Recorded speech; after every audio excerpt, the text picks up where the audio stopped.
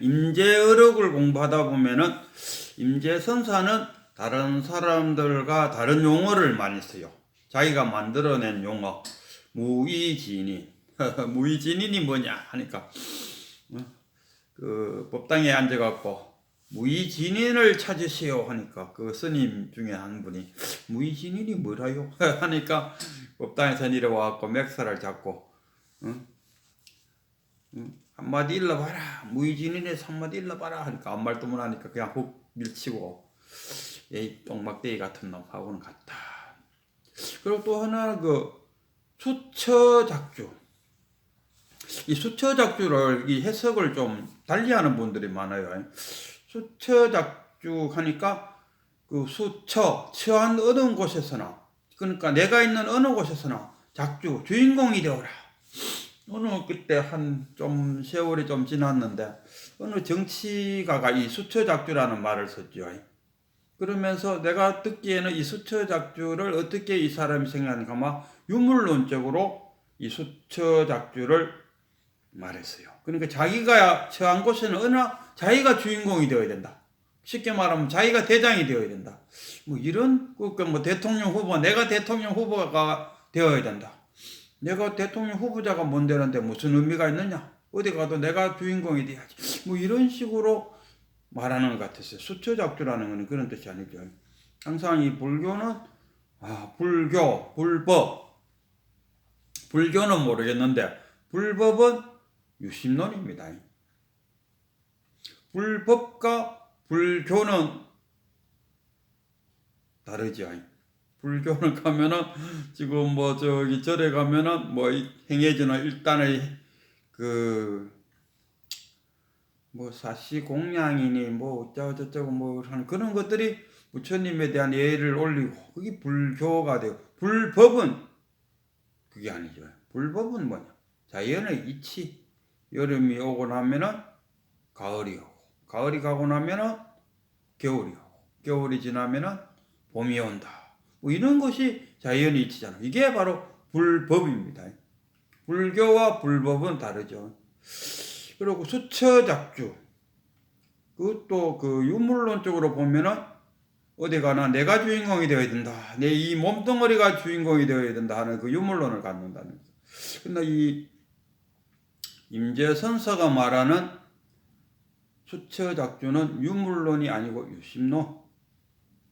어떤 상황에 처하더라도 어떤 번뇌망상이 오더라도 내 마음을 움직이는 자, 그 주인공이 되어야 된다. 그 주인공이 참나, 무의진이, 뭐 견성 이런 뜻이 아니겠습니까?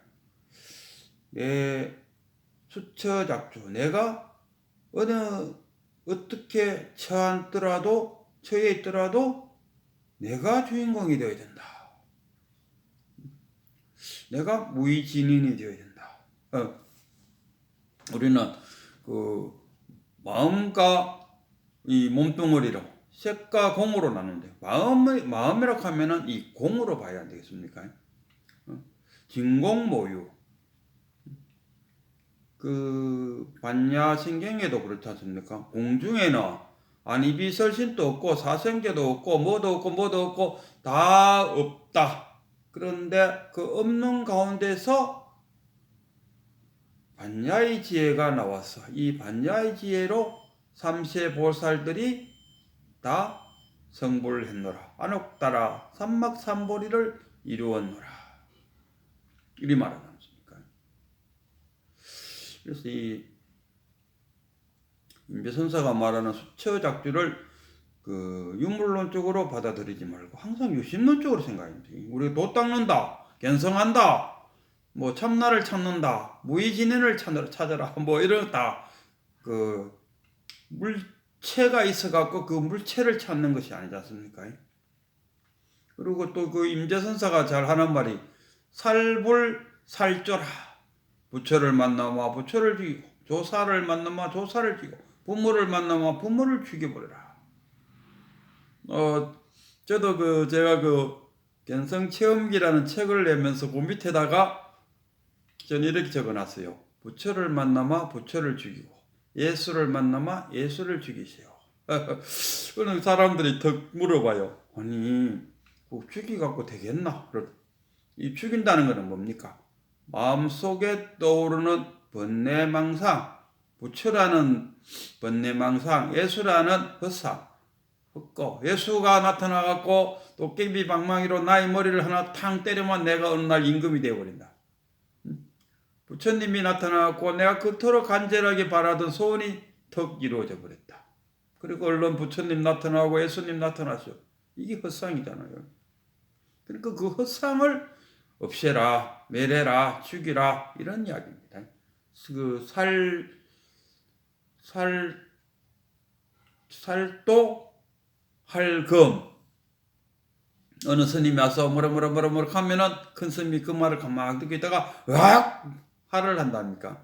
화를 한마디에 그 스님의 번뇌망상을 날리고 그 번뇌망상이 날아간 그 자리에 반야의 지혜가 나타나서 안옥따라 삼막삼보리를 얻게 해준다. 그럼 그 할 한마디가 바로 살도 할금이 되겠죠. 그래서 그 임재선사가 살불살조라고 이야기하는 살불살조. 부처를 만나마 부처를 죽이고 예수를 만나마 예수를 죽이고 부모를 만나마 부모를 쫓아도 다 죽여버려라. 텅 끝까 어디에 걸림이 없도록 텅 하라 이거로. 임재선사는 그 이제 대중들 앞에서 이제 설교를 합니다.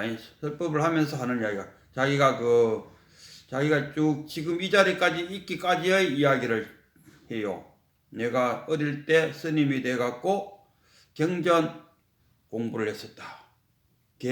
경론, 율가, 경전가, 뭐랄까, 경전을 논해놓은 거를 뭐라 하죠? 그것을 공부했었다. 그리고 공부하다가 도저히 이거는 뭡니까? 그 약방의 처방전에 불과하다는 것을 알았다. 처방전. 그 성철 스님은 84,000 법문이 달을 가리키는 안내문에 불과하다. 서울 가는 안내 책자에 불과하다. 이렇게 했어요. 물론 꼭 그렇게까지는 아니고 자체도 사람의 지혜도 있지만은 경전을 읽음으로써 우리가 지식도 받아들여요. 많은 지식도 얻는다 아닙니까? 그 지식을 얻는 것을 가볍게 여기서 그런 이야기를 한 것이 아니고 깨달음을 강조하다 보니까 그 84,000 법문이 서울 가는 안내 책자에 불과하다 이런 이야기를 했죠. 안내 책자를 읽음으로써도 많은 지식을 얻지 않습니까? 서울 가면 뭐 있구나, 저 가면 뭐 있구나, 많은 지식을 얻는다. 그것은 하잘 것 없지는 않아요. 그것도 그 나름대로 의미는 있다. 그러니까 우리가 그 정해상수, 또 선가교, 성교일치, 뭐 이렇게 말하지 않습니까? 다 의미가 있는데 단지 깨달음을 강조하다 보니까 그런 이야기가 나왔을 뿐이죠. 그래서 그 임재선사는 자기가 어릴 때부터 스님이 돼갖고 경론을 공부하다가 이거는 약방의 그 처방전에 불과하구나. 의사의 처방전에 불과하구나. 처방전 그건 아무 쓸데없다 아닙니까? 약국에 가서 약을 타갖고 그 약을 탁 먹어야 의미가 있는 거지. 의사가 지준 처방전을 들고 예를 들어 감기약 처방전을 받았다. 그래갖고 집에 와갖고 이불 덮고 누워 잤다. 그리고 손에는 처방전을 들고 이불 덮고 누워있다. 무슨 의미가 있겠습니까? 그걸 갖다가 처방전을 가서 약국에 가서 약을 치고 와서 먹고 누워있어야 의미가 있는 거죠. 그래서 그 임재는 그 경론을 공부하는 것은 처방전에 불과하더라. 그리고 처방전도 약 질러 하면 처방전 있어야 안 됩니까? 아무 의미가 없다는 이야기는 절대 아닙니다. 그 말에 속으면 안 됩니다. 처방전에 불과하더라. 그러니까 어떤 것은 그 84,000 법문이 똥 닦는 종이에 불과하더라. 그럼 똥 닦으려고 하면 종이가 있어야 되잖아. 다 의미가 있다 아닙니까? 의미가 없다는 게 아니고,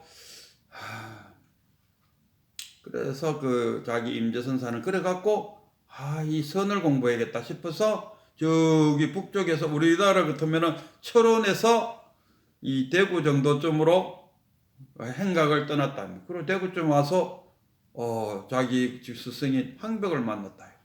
그래서 항벽을 만나갖고 서른방의 그 주장자로 3번이나 두드려 맞고 그 영우선사를 찾아가서 탁 깨쳤다 이런 이야기입니다. 깨치고 나니까 어땠느냐 하면은 깨치고 나니까 이 선사들이 가짜 선사와 진짜 선사를 구분하게 되겠더라. 이런 이야기. 나 진짜 공감이 돼요. 저도 제 나름대로 그 깨침을 얻은 후에 그 유튜브를 통해서 뭐 불교 방송이나 BBC 방송에 그런데 보면은 스님들이 나와갖고 노스님들이 나와갖고 깨달음이나 견성이나 어떤 참선 뭐 하두 참고하는 거 뭐 이런 거에 대해서 논하는 스님 있을 때 이래 들어보면은 저분은 정말로 깨치고 하시는 이야기구나. 아니면 저 사람은 깨치지 못한 사람이구나. 단방에 알아봐요. 왜? 나도 그 산을 올라갔다 내려왔으니까 알죠. 내가 백두산을 올라가 봤다 아닙니까? 백두산에 그 차 타고 그 중국으로 해갖고 그 관문 넘어가갖고 또 미니버스 타고 1시간을 가서 산 밑에서 돌계단 타고 올라가갖고 그 천지를 봤다 아닙니까?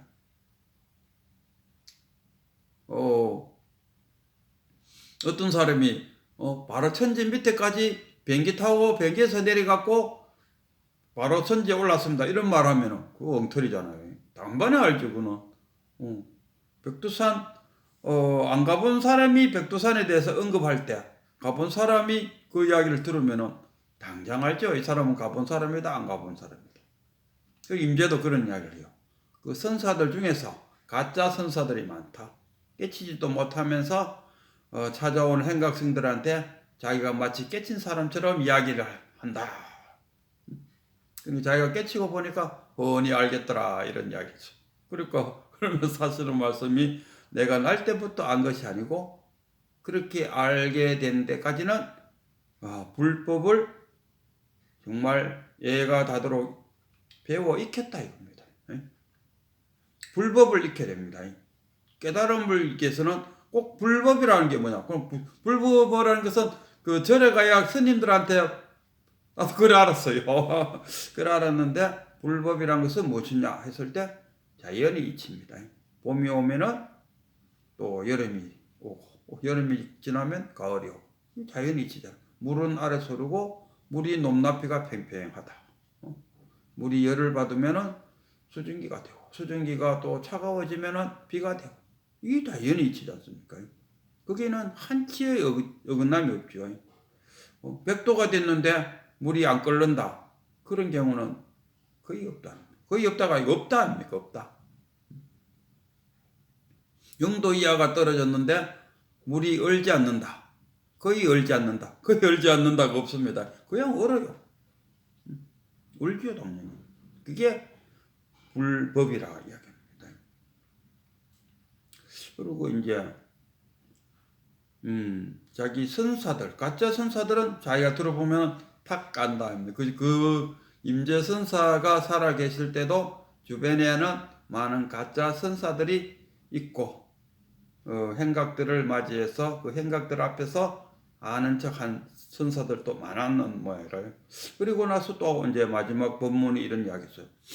나를 찾아오는 행각 선사들 중에서 당당하게 오는 놈들이 없더라. 항상 어디에 매달리가 있더라. 부처 제가요 무슨 책을 읽었는데 거기에는 그런 글귀가 있습니다. 그러면 이 사람은 그 책에 매달리가 있는 거예요. 공자께서요 이런저런 이야기를 하셨는데요. 그러면 그 사람은 공자에게 매달려 있대. 그런 거 저런 거 다 버리고 그냥 당당하게 수처작주 자기 자신을 자기가 주인 돼서 당당하게 오라. 이렇게 얘기합니다. 당당히 어디에 끌리지 마라. 그 숭상스님도 그렇죠. 이거 좀 가르쳐 줄라 하겠네. 이거 지 나름대로의 불교 그 부처를 들고 오는 거라. 지가 만든 부처를 들고 와요. 깨달음이라 뭔가 했을 때 지 나름대로 생각을 갖고 있어요.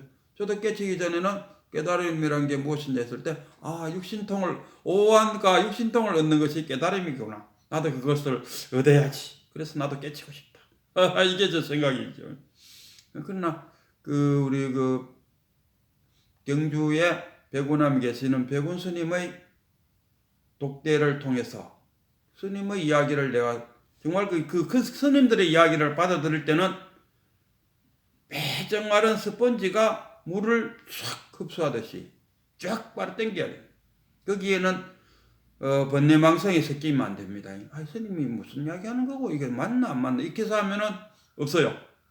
맞나 안 맞나고 분별심이 들어가는 걸 묻고 맞나 안 맞나 이거 판단이 어디서 옵니까? 자기가 갖고 있는 불법에서 오는 거냐? 아니면 지금 중생의 마음에서 오는 거냐? 맞다 안 맞다? 이익이 된다 안 된다? 이게 어디서 옵니까? 지금까지 살아오면서 습득된 지식, 쉽게 말하면 중생의 판단으로 중생심에 나와서 하는 겁니까? 그러니까 정법을 알면은 그 스님이 하는 말 또는 누가 하는 이야기가 맞다 안 맞다 그 판단 기준이 정법이 되어야 된다. 내가 살아오면서 익힌 어떤 지식적인 것으로 인해 갖고 지식에 의한 판단. 그럴까? 내가 어느 책에 보니까 이래 말했는데 저 스님은 그 책하고 영 틀리잖아. 경전하고 틀리는 이야기를 한다고 하면 교수님 이야기는 틀린 거예요. 그럼 이 사람은 뭐에 기준을 줍니까? 경전에다가 기준. 경전이라는 것은 전체적으로 볼 때는 맞을 수 있다. 어느 한 구절만 딱 들어가면 방편이다 아닙니까? 방편적으로 그런 이야기를. 그 불난집에 아들이 노는데 얘들아 내가 너희들에게 흰 말을 준비해서 이 말을 타고 동네 구경 가자. 실제로 말도 준비 안 됐어요. 애들 좋다고 호로로 쫓아놨는데 대문 바깥에 나와서 보니까 말도 없고 뭐야 이 거짓말 한 거 아니야. 우리가 거짓말에 속았네 이러더니. 그러나 거짓말에 속게나 말게나 불탄 집에서 나왔다 아닙니까? 그죠? 그러니까 그 경전의 어느 한 구절에 얽히게 되면 그 방편적인 이야기에 휩싸여 갖고 어느 방편적 이야기에 부처님께서 이렇게 말씀하신 부처님께서 그 모든 그 중생에는 불성이 있다고 했는데 왜 조주 선사께서는 개에게는 불성이 없다고 말했을까? 그럼 조주 틀렸네. 이러면은 뭡니까? 부처님 말에 매달리 버리는 거예요. 부처님도 그렇다니까. 내 말이 맞는지 안 맞는지 맞다 안 맞다를 어디다가 기준을 냅니까? 정법에다가 기준을 내린다. 그러니까 정법을 모르는데 어떻게 정법의 기준입니까? 정법을 모르니까 지금까지 살아온 자신의 지식에 매달릴 수밖에 없다. 지식은 어디서 오느냐? 자신의 중생심에서 온다. 그래서 이 맞고 안 맞고의 그 기준점을 정법에 두라. 정법에 두고 자신의 번뇌망상을 이렇게 했을 때 정법에 의해 갖고 탁 자각을 할 때 깨달음이 탁 온다 이럽니다. 그래서 정법을 익히세요. 자신의 번뇌망상 속에서 자각을 일으킬 때 그것이 맞나 안 맞나의 기준점이 지금까지 살아오면서 익힌 지식에 의한 판단이 아니고 정법에 의한 판단에 의해서 탁 각성할 때 깨달음은 이루어진다. 이런 이야기.